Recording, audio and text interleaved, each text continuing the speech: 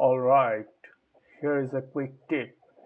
If you are sitting on Vim and your predominant job is to compile C file, and sometime or most of the time you wanted to know what are the assembly generated by the compiler, so you have to have some sort of view side by side with the source and with the generated assembly, right? For this purpose, I have curated a piece of stuff, a few lines inside my vMercy, which will provide this kind of facility. When I compile a C program, it will, because I pass the assembly flag with the GCC, so it will generate the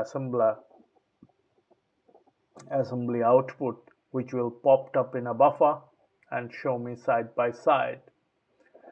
To give you some sort of sense what I have just said to you, let me go to my terminal. I believe I'm zoomed enough.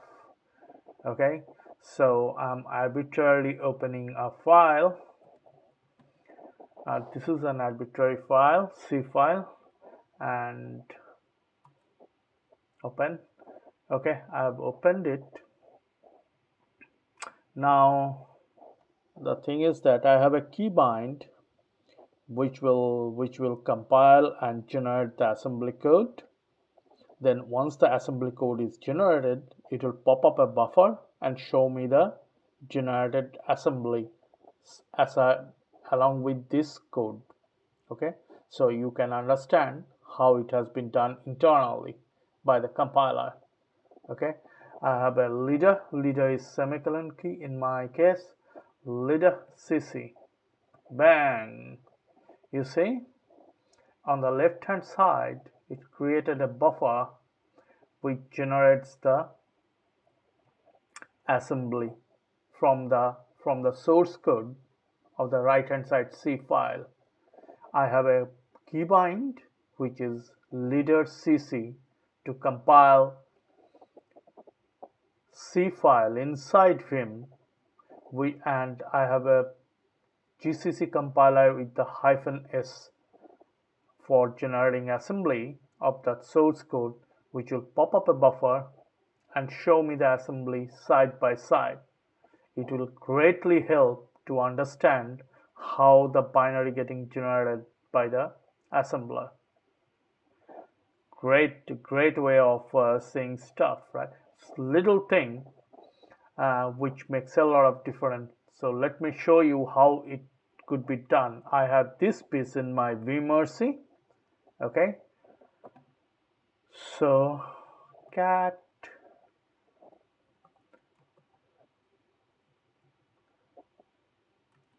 this is the piece I have inside my vMercy. It's simply mapping a particular call. As I said, leader is semicolon to me. Leader cc will do the compile. There is a function compile run gcc. Then it will check for the file type C, and then the last two lines it will simply invoke the GCC compiler with the -S, which instructs the compiler to generate assembly. Okay, and the last line, the exit line, it will simply splitting up from the existing buffer, and the assembly file, which is supposed to be a dot extension of s, is stripped off and only showing the file name and setting up the NSM type. So these are the very little step, few lines, which will help you to achieve something very significant, which might help in the long run.